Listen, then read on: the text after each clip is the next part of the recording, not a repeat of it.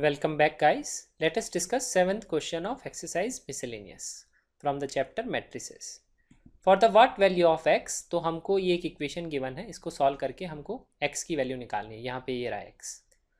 तो ये जो क्वेश्चन बेस्ड है, ये जिन कॉन्सेप्ट्स के ऊपर बेस्ड है वो है, मैं आपको बताऊंगा कि मल्टीप्लिकेशन अगर दो मैट्रिक्स को मल्टीप्लाई करते हैं तो उसकी क्या कंडीशंस होती हैं। फिर मैं आपको एक चीज़ बताऊंगा कि जो नई मैट्रिक्स बनती है उसका ऑर्डर कैसे निकालते हैं हम, और फिर मैं बताऊंगा कैसे मल्टीप्लाई कैसे करते हैं। तो बेसिकली ये मल्टीप्लिकेशन और मैट्रिसेस के ऊपर कॉन्सेप्ट बेस्ड है, और मैं बताऊंगा फिर एक मैट्रिक्स इक्वेशन को हम कैसे सॉल्व करते हैं। तो ये 4 कॉन्सेप्ट्स के ऊपर ये क्वेश्चन बेस्ड है। So let's solve the question. तो पहली चीज़ है कि हमको ये मैट्रिक्स गिवन है तो हम मल्टीप्लाई करेंगे। तो पहले मैं ये स्टार्टिंग वाली दो मैट्रिसेस को मल्टीप्लाई करना आपको बताऊँगा। ठीक है, तो इन दोनों मैट्रिसेस को हमको मल्टीप्लाई करना है। तो पहली चीज़ मैं आपको बताऊंगा कि हम ऑर्डर ऑफ न्यू मैट्रिक्स कैसे निकालते हैं। बेसिकली अगर हम दो मैट्रिसेस को मल्टीप्लाई करते हैं तो एक नई मैट्रिक्स आती है, उसका ऑर्डर क्या होता है। ऑर्डर मतलब बताता है कितने रोज होंगे और उसमें कितने कॉलम्स होंगे। तो वो डिपेंड करता है स्टार्टिंग मैट्रिक्स का ऑर्डर क्या है। इसमें 1 रो है एंड 3 कॉलम्स हैं, तो उसको लिखते हैं 1/1 क्रॉस 3। इसमें है 3 रोज एंड 3 कॉलम्स, तो उसको लिखेंगे 3/3। अब यहाँ पे देखिए, मैंने यहाँ पे दोनों को रेड मार्क किया हुआ है। वो मैंने इसलिए मार्क किया है कि मैट्रिसेस का मल्टीप्लिकेशन तभी डिफाइंड होता है जब फर्स्ट मैट्रिसेस के कॉलम और सेकंड मैट्रिसेस का रो वो दोनों इक्वल होते हैं। अगर वो इक्वल नहीं होते तो हम उन मैट्रिसेस को मल्टीप्लाई ही नहीं कर सकते हैं। तो ये एक कॉन्सेप्ट है। ठीक है, अब मैं आपको बताता हूँ कि जो नई मैट्रिक्स बनती है उसका ऑर्डर क्या होता है। उसका ऑर्डर निकालने के लिए हम उस चीज़ को हाइड कर देते हैं जो कॉलम और इसका रो है। तो जो बचे हुए नंबर होते हैं वो बताते हैं 1/3। तो 1/3 जो होगा वो जब हम इन दोनों मैट्रिसेस को मल्टीप्लाई करेंगे, जो मैट्रिक्स आएगा उसका ऑर्डर होगा। तो अब मुझे पता है जब मैं इनको मल्टीप्लाई करूंगा तो मैट्रिसेस कौन से टाइप की मैट्रिक्स आएगी, जिसमें 1 रो होगा और उसमें 3 कॉलम्स होंगे, तो उसका ऑर्डर ये होगा। ठीक है, तो अब मैं इसमें बेसिकली 3 एलिमेंट्स आएंगे, एक रो में 3 कॉलम, तो बेसिकली 3 एलिमेंट्स आएंगे। अब मैं आपको बताता हूँ कि हम मल्टीप्लाई कैसे करते हैं। तो मुझे इन दोनों को मल्टीप्लाई करना है, तो नेक्स्ट स्टेप मैं अब आपको ये बताऊँगा। तो मैंने आपको ऑर्डर निकालना बता दिया।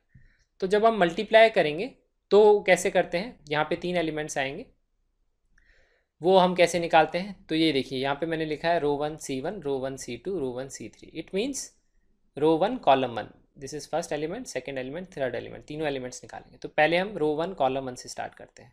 तो जब मैं ऐसे लिखता हूँ उसका मतलब है मैं फर्स्ट मैट्रिक्स का लेता हूँ रो, सेकंड मैट्रिक्स का लेता हूँ कॉलम 1, और उनके एलिमेंट्स को मल्टीप्लाई करता हूँ। 1 को 1 से करूँगा, 2 को 2 से करूँगा, 1 को 1 से करूँगा और ऐड करूँगा।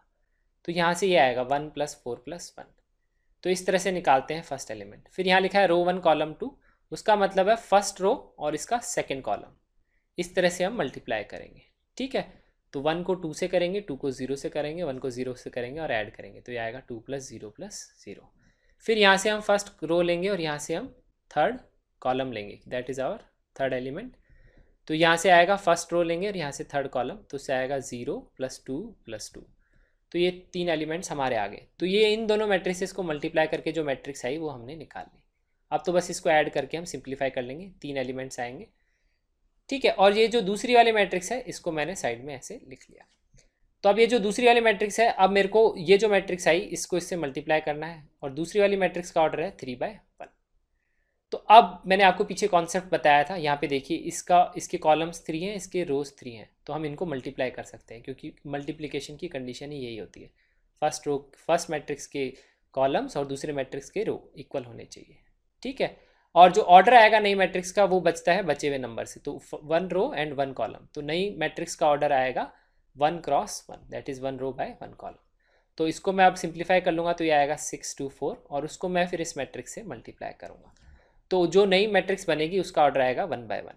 तो उसमें बेसिकली एक ही एलिमेंट होगा, वो हम निकालेंगे। इस रो को इस कॉलम से मल्टीप्लाई करेंगे तो आएगा 6 × 4 0। इस तरह से मल्टीप्लाई करते हैं, 6 × 0 2 × 2 4 × x। ठीक है, तो वो वैल्यू आ जाएगी 4 + 4x। तो इसमें हमने यहाँ तक हमने सीख लिया कि इन मैट्रिक्स को मल्टीप्लाई करके एक नई मैट्रिक्स बनेगी जिसमें एक ही एलिमेंट होगा, एक ही रो होगी और एक ही कॉलम होगा। अब हमको उसको इक्वेट करना है इक्वल टू 0 के। यहाँ पे ओ लिखा है, ओ का मतलब होता है नल मैट्रिक्स। नल मैट्रिक्स हम उसके हिसाब से लेते हैं जिस हिसाब से यहाँ पे मैट्रिक्स बनती है। यहाँ पे 1/1 की मैट्रिक्स बनी है तो नल मैट्रिक्स हम 1/1 का ही लेंगे, नल का मतलब 0। ठीक है, तो हम इस एलिमेंट को इक्वेट कर देंगे इक्वल टू 0 के। तो इस तरह से हम मैट्रिक्स इक्वेशंस को सॉल्व करते हैं, जो भी एलिमेंट्स होते हैं उसको कॉरस्पॉन्डिंग एलिमेंट्स के इक्वेट कर देते हैं। अगर आपको कॉरस्पॉन्डिंग एलिमेंट्स का मतलब नहीं समझ में आ रहा है तो आप इसी एक्सरसाइज का 6th क्वेश्चन देख सकते हैं। उसमें मैंने कॉरस्पॉन्डिंग एलिमेंट्स को डिटेल में डिस्कस किया है, क्योंकि उसमें एक से ज़्यादा एलिमेंट्स थे मैट्रिक्स में। ठीक है, यहाँ पे एक ही एलिमेंट है। तो इससे आंसर आएगा 4 + 4x = 0। तो इससे आएगा 4x = -4 एंड x = -1। तो ये इस क्वेश्चन का आंसर है। So this concludes the solution of this question, and thanks for watching this video.